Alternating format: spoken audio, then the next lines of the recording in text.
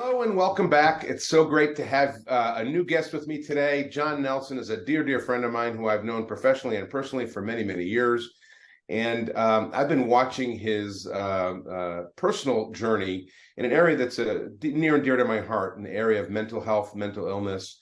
And from an employer's perspective, I've been watching Jon's journey with very interested eyes, because I think his story is quite interesting, quite unique. But what's unique about Jon's story is he's come out the other end of this very, very difficult path, a better human being. And it's wonderful to have Jon Nelson with me, who's got a smile on his face and is happy. And on the other side of this horrible journey that he's been on, Jon, take a few minutes just to tell us about your mental health journey and what it's been. And I know you've been through multiple treatment protocols. Pharmaceuticals, plant-based, including cannabis, ketamine, and all of them sometimes successful, sometimes not successful, sometimes counterproductive. Give us a quick journey map of where you are now and how you started, and really help us understand what the term depression really means to you, because I think that's what our audience needs to hear most.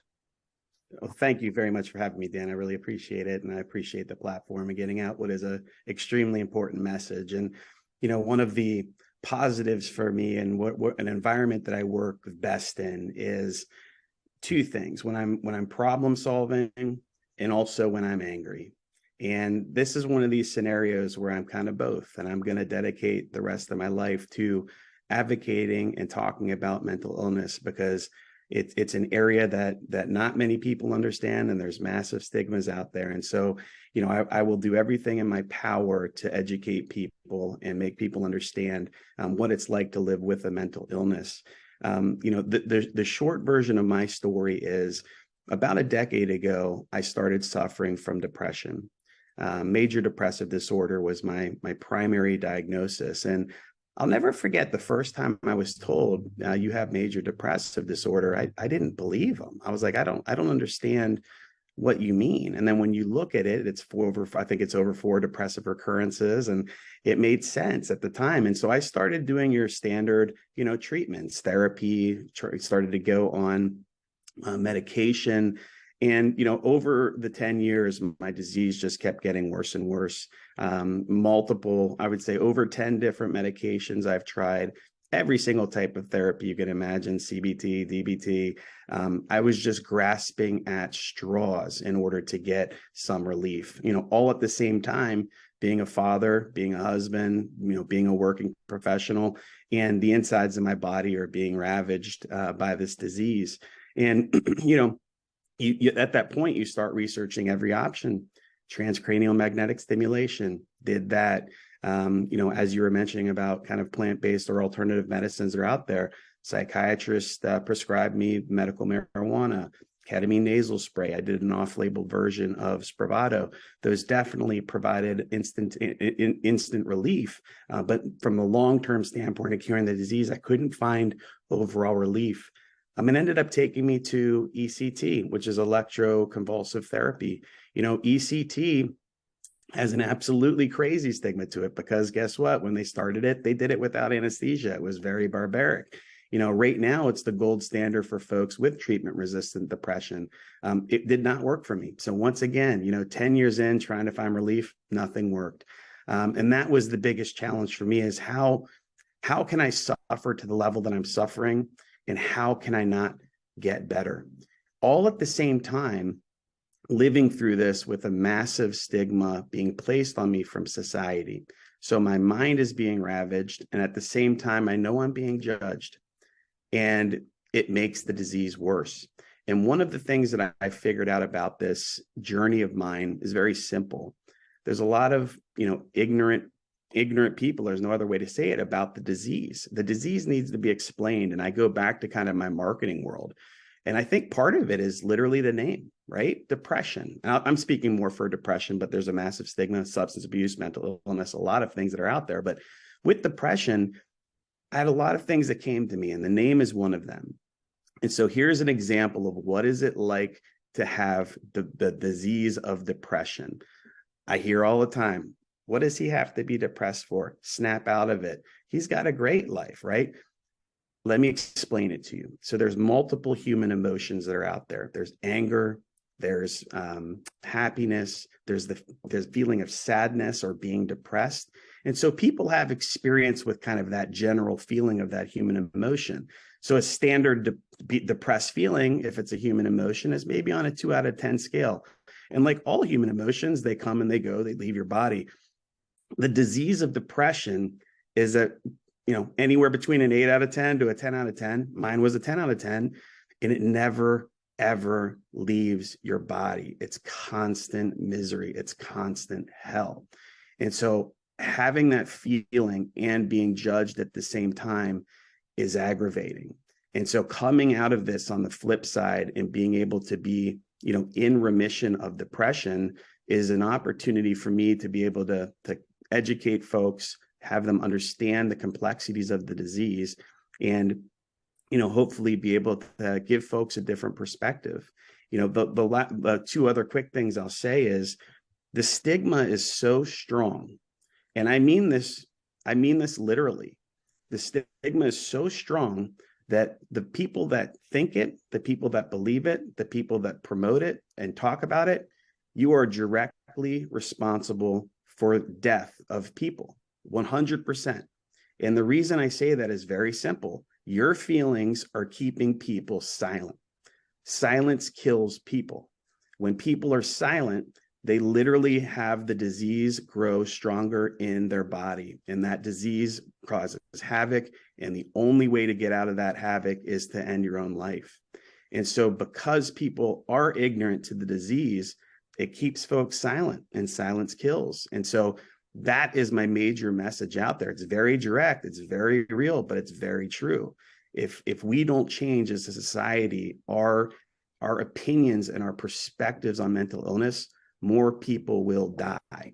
I will do everything in my power to make sure that not as many people die and people feel comfortable opening up and making sure that they can conquer this disease. The disease itself and the stigma have one goal. Just like other diseases, let's use cancer as an example. I use that as an analogy all the time. The disease of cancer's goal is to kill you. The disease of mental illness, depression in my case, is also to kill you. The disease loves the stigma, absolutely loves it. And it loves it because it helps in its goal to murder the person. That's what the stigma does. That's what the disease does. And being able to hopefully find relief is key. My journey has ended in a great way because I was resistant to all of the different therapies that were out there.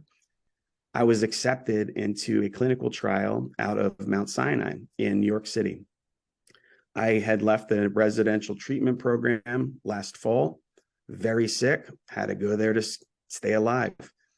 It's surprising truly that I'm alive. I mean, that's how horrific this has been. I left that facility. I contacted Mount Sinai. They said, you've meet every single bit of criteria except for ECT. And I hadn't done ECT because I was afraid of the side effects. I said, if I do ECT, can I be a part of this trial? And they said, we absolutely would consider you. I did ECT in the spring of last year, about a year ago, and I had horrific side effects. I've lost about 6 months of memory. I still have issues with certain memory from back then. I was extremely dizzy. And guess what? Like every other therapy I've used, that didn't do anything for me. But the positive of feeling it is I got into this trial.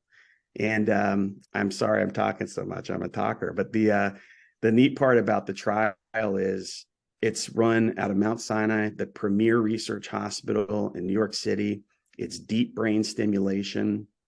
They are trying to figure out the location in the brain to work for depression. It's an FDA-approved surgery for multiple conditions, Parkinson's, epilepsy.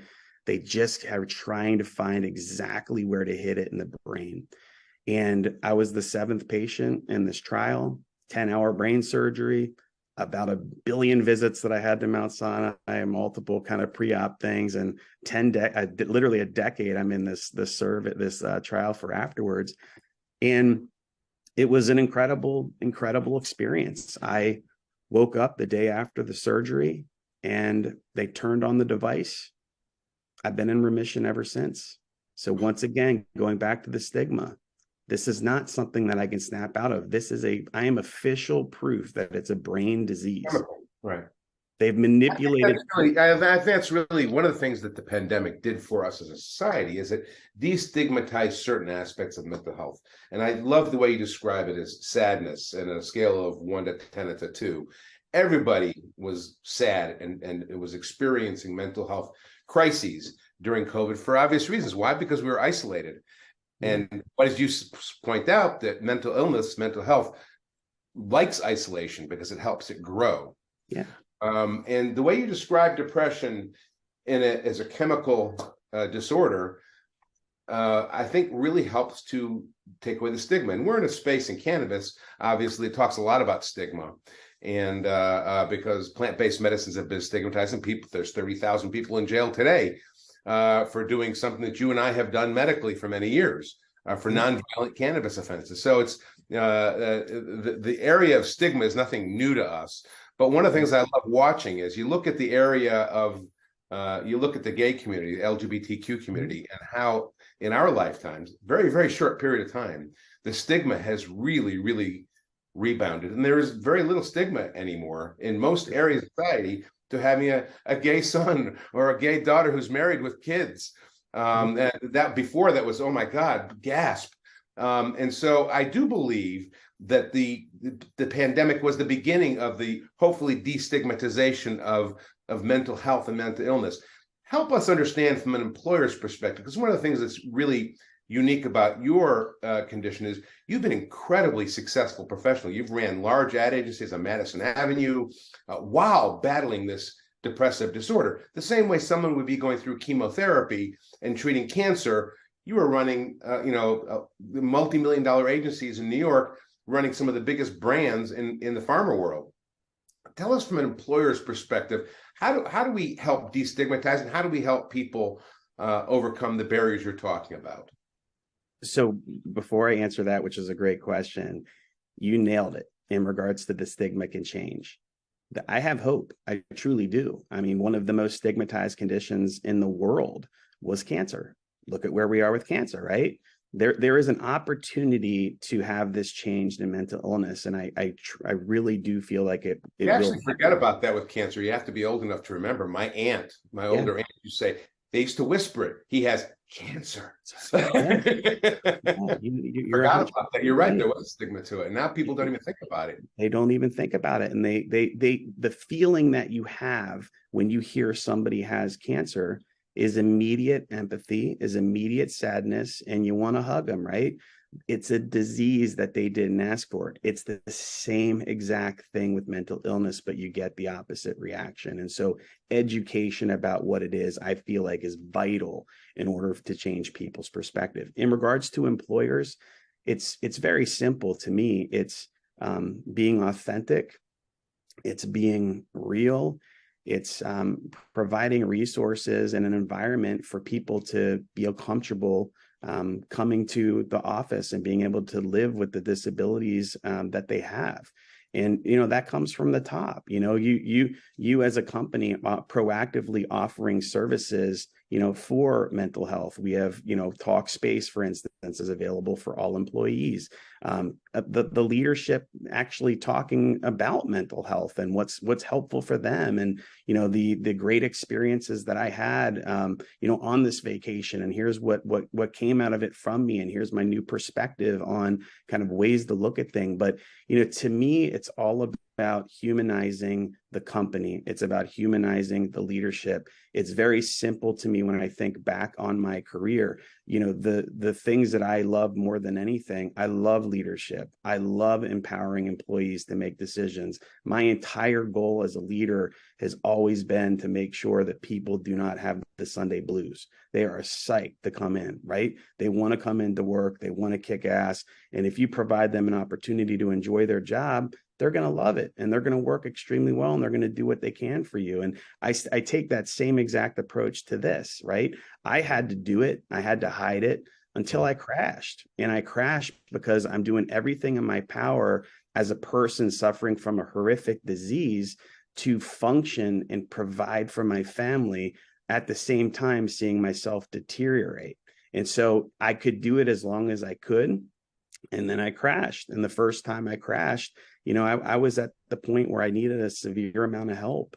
And I went out and I got that help. And I came back into the work environment, and I need to be very cognizant of, how can I live with this disease and work in a high functioning way? And, the reality is I could do it.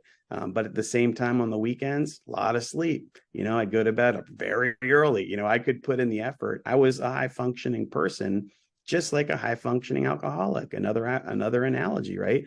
I was a high functioning person on the outside. The exterior provided me relief. I enjoyed what I did as a working professional. I enjoy what I do as a working professional. I enjoy what I do as a friend and as a father and as a husband. But the reality is in the inside, I had my whole body was filled with poison, and that's the reality of what it is. And so, to think that, I mean, I work in healthcare, right? I work in science, and to be a person who gets to actually go through something like this, who's so close to death and come out on the other side, it's made my entire work journey look at it differently, right? It's been like, oh, okay, I get it. The advocacy side and the connection with the patient and the understanding is huge. And the science that I write about and that we market for 22 years that I've been doing, the science for my condition is incredible. So the science is very simple. I have 2 electrodes in my head. You can see, boom, boom. Literally, I have body augmentation that has happened to me that is part of this. I didn't know about that, but it is what it is. I need hair transplant to hide. I'm proud of him. Well, as you can tell, clearly I'm a smoke show with my bald head, and my kids and my wife like it, so I keep shaving it. But the science is wild. So what they've figured out is that they have 2 specific locations in my head. The first one is the mood portion of my head. That's the depressive side. That's acting on a 10 out of 10 basis. The electrical pulses, 130 electrical pulses per second, neutralize that portion of my brain. The other portion of my brain is the motivation portion. This is the part that literally makes me not want to leave bed. It makes me not be able to take my dog for a walk. It makes me, when you call me, I can't call you back. You can't do it. That's what the disease does to you. It neutralizes that portion of the brain with 130 electrical pulses per second. So from a marketing perspective, I try to always think of like, what does that mean?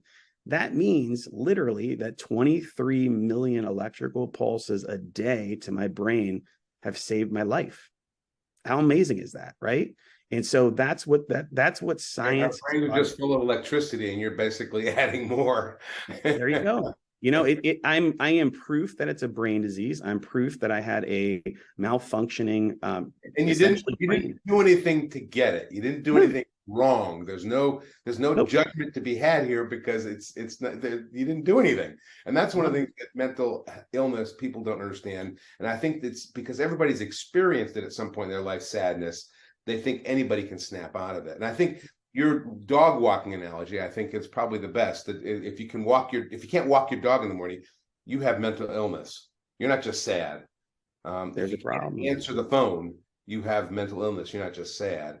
And I think that's one of the things that we have to try and really to reduce down the stigma, is to really understand what is the difference between true mental illness.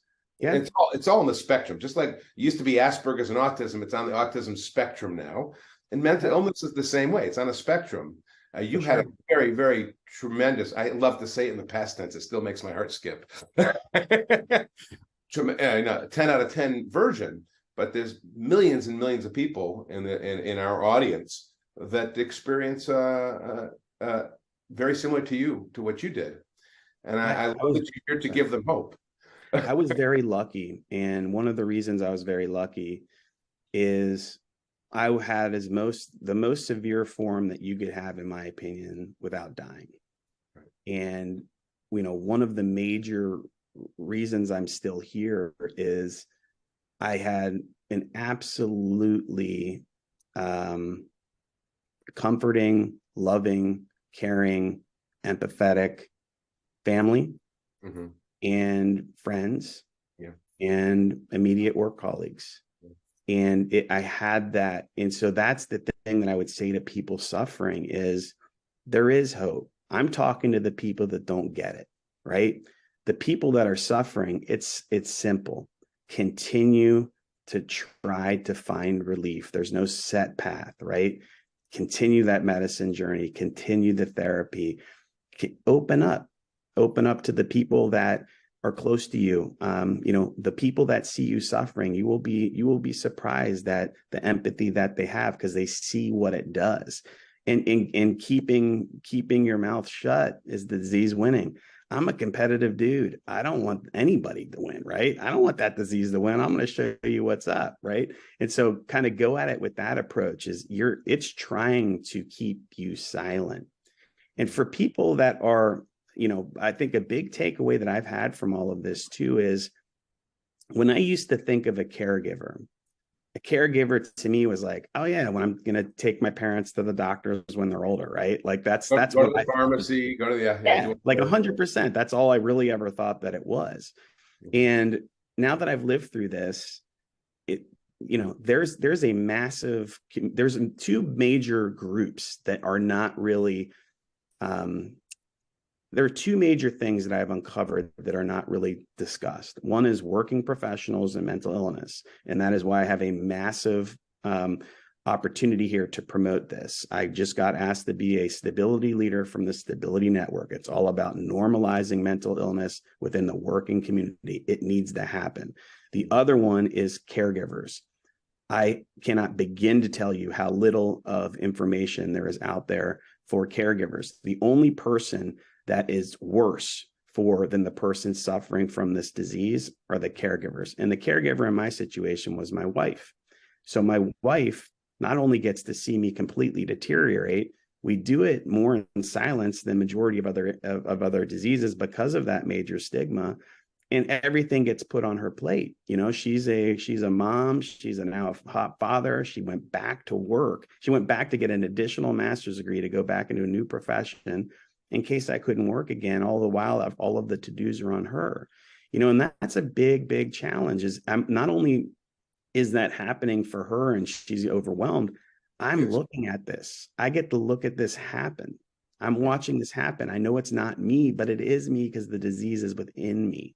And so it's really, really, really challenging. And so what I would say to people out there that have somebody suffering, the only thing that I would say, because so many people say, I don't know what to do. What can I do? I immediately would say, please take something off my wife's plate. Please help her because that will help me. Right. That will help me because that will give me some relief that she's actually getting some relief, right? Like something's off of her, and then the only other thing that I would say, and there's a taboo word that's out there, right? The method of how the disease kills you this is what makes the disease so horrific. And I use the cancer analogy again, horrific disease, awful, worst thing that you can get. One of the worst ones you can get, you die. And you're a warrior. You fought it. You did everything you could to beat it. Your family gets life insurance. You get hugged by society, 5K races in your way. The opposite is true with severe mental illness. How the disease even kills you makes the disease thrive after you die, because the disease makes you take your own life. It's suicide. Then the family is labeled. There's certainly no life insurance, and it laughs at you even after death. That's what mental illness is. Succumb to mental illness. Yeah, when you succumb to it, and I want to be very sensitive to that, and I agree. But the challenge is that word of suicide is something that people, I would say, it's a taboo word, right? There's obviously a strong emotion to it. What I would suggest, and this is some of the best conversations that I ever had with people, where people tend to stay away from that word, I actually say go at it. So if you know somebody who's suffering, that's one of the number one things you can do. Try to help them by taking something off their plate. It's in the other one by taking something off, their caregiver's plate, right? Being there, coming by my house and grabbing my kids and taking them out and doing something cool, helping my wife, like all of that stuff is stuff I can't do. When I see somebody doing it, it's amazing. The second one is ask somebody if they are having suicidal thoughts. Are you where is your disease? Are you at that point? To me, rather than it being triggering, it was absolutely comforting. And it was comforting because people understood what I was going through. My two major conditions that I had with this disease were, it was extremely physical. I felt it in every single part of my body. It was poison. I literally rate myself with this clinical trial as what is my level of poison in my body. Very physical. And the other one was suicidal ideation. It was the disease. I didn't want to think about suicide. Obviously, that's not my goal, but I couldn't stop thinking about it. That's the disease. And so when people would ask me that, it was incredible because they felt like they got it, right? Like, this is the level of misery that I'm in. It connected me with these people. And then it allowed me to talk about it. Like, I have constant suicidal ideation. I have no intent, right? The intent is the key part. And so that's the big part I would say is, a lot of people don't maybe want to talk about it because they don't know if that would trigger. It's not going to trigger. Second thing is what do I do when they answer it? The big answer there is it intent, or do you have intent, or do you have ideation? The ideation and intent are totally different, right? And that's the big thing. I mean, clearly, if there's ideation, you know that the disease is progressing and you want to continue to try to get help. If there is intent, that's when you help them and support them and get them to the hospital and see if there can be additional hospitalization that can get them through that so that they don't take their own life. And these are the heavy topics, for sure. And I've heard people say that a lot. And my answer to that is very simple. They are heavy. And imagine what it's like to live with that heaviness 100% of the time, constantly in silence because you're being judged. It's awful. And so that's why I feel society needs to make a major change. Well, I think listening to you talk, all I can think about the entire time is Robin Williams, who was one of the most talented beings that's ever graced our planet. Yep. Who suffered from a disease, the way he described it in his writings, almost identical to what you've described. And so, unfortunately, posthumously, I think Robin Williams' story coincides with your story because you came out the other side smiling, enjoying your Slurpee, as I like to say. I love Slurpees. I can always tell, by the way, when you're doing well. If you're having a Slurpee, I'm loving my Slurpee. I said, you're doing well, John. That's a Slurpee test. And the dog test on the other side. If you can't walk the dog, that's the other test. So those are your two tests, I remember. But the consequences of life and death, people don't really contemplate it until after the fact, until it's too late. And so by you sitting here and giving us a one-on-one tutorial on how to understand and recognize ideation versus intent is incredibly helpful.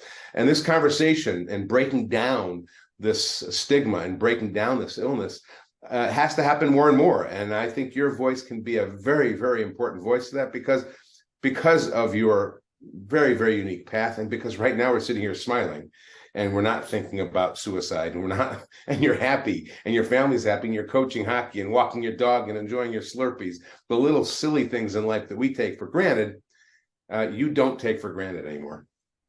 I woke up from that surgery the day I got home. When the device was turned on, I proactively asked my wife and my son to take the dog on a walk.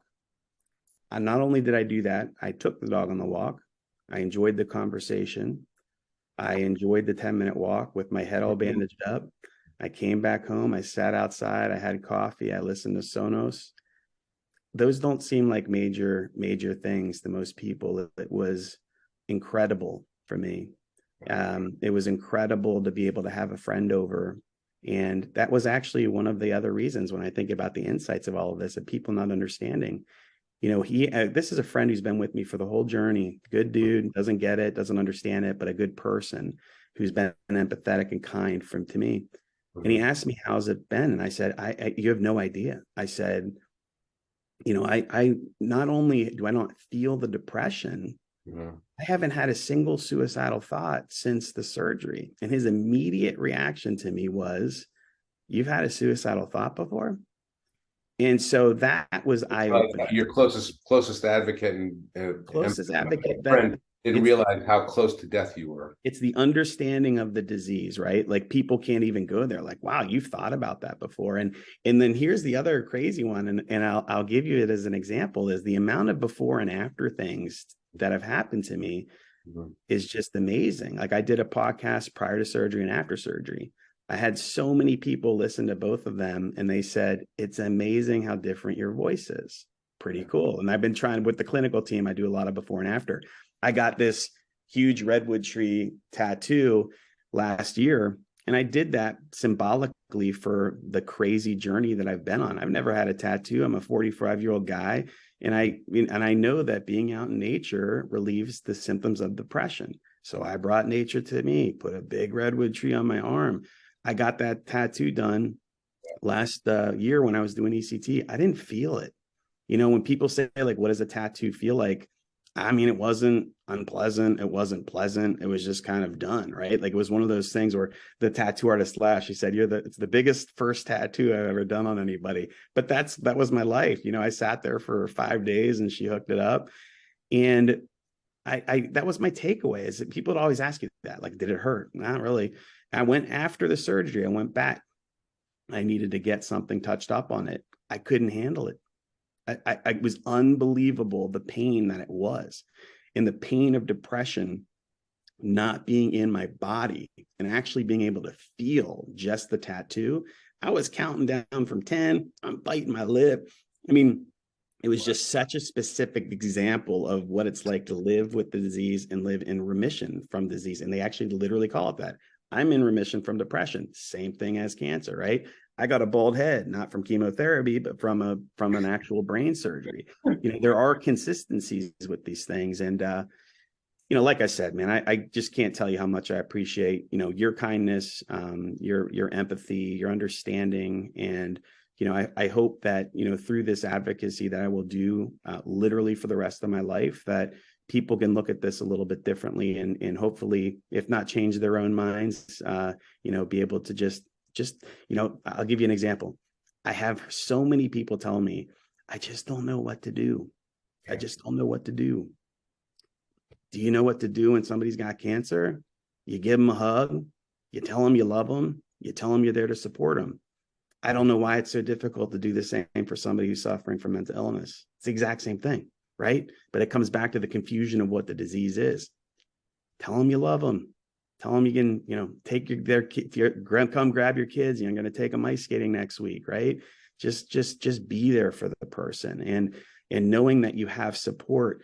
If you're an empathetic person and can provide support to somebody who is mentally ill, you're helping save their life. 100%, you are. And so there's a way to take somebody's life, which is promoting the stigma. There's a way to help save a life, and you know that's very important. My last little thing that I will say to you, and this is also controversial, but I will say it because I think it's very, very, very valid. How many times have you heard about a celebrity passing and every single person is up in arms going, I can't believe it. Oh my gosh, how did that happen? Oh my gosh, right? I wish I would have known. I think there's an angle, and I truly do say this, that the stigma is so high that in a lot of those situations, the only out is to take their own life because they'd rather have that be gone than live a life where people know they're mentally ill. I mean, that's a harsh statement, but I do think that there's some validity to that in some situations. There's plenty of people in the LGBTQ community that do and have taken their lives at extraordinarily high rates, specifically because of the stigma. And so why wouldn't that be true for mental illness as well, that attacks you from within? Change your opinion. Instead of being in shock that happened, help make a change. That's that simple. Be a part of the change. This has been an amazing conversation. You hold the record. It's only the second time I've shed tears. It's a very heavy subject. We don't normally think about the issue of mental health, illness, and death. And so you really bring it home. And thank you for your advocacy. Thank you for shining a light, and congratulations on your unbelievably successful journey. And I look forward to going to 7-Eleven together and having a Slurpee next time I'm up in your area. Like I said, I can't tell you how much I appreciate it. And I'll end with this one little amazing story. Is I have my children are obviously a huge part of my life. I have a 10-year-old, a 12-year-old, and a 13-year-old. And my 12-year-old, you know, they've lived through this disease, right? I mean, you can't hide this disease when you're living in the same home with people. And you don't know exactly what's going through their head. We talk about it obviously a lot, but there's a lot of things inside. And my 12-year-old, we're driving back from hockey practice 2 weeks ago, and he says to me, just very, very quickly, "Dad, I'm so happy that you stuck around and you continued to fight." And tell me that's not something that will live with me forever, right? Like that was, I mean, that's as heartfelt as it gets. And, you know, to see them being that insightful at such a young age and be able to get it, you know, it just was so eye-opening to me. And, you know, Now you're trying to make me bald. Jeez. it's a, Wow. I feel very lucky to be on this planet, and I feel very lucky to be disease-free. The best years of my life are ahead of me. I can't wait to be able to coach not sick. I can't be able to wait to parent and father not sick, to work not sick. All of this is good stuff. And I went through it for a reason.